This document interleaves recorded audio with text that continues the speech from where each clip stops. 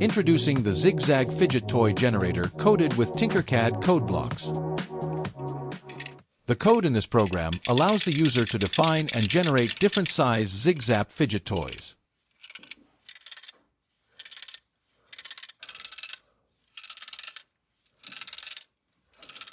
Once the STL file is exported, the user can choose to scale up the model before printing it.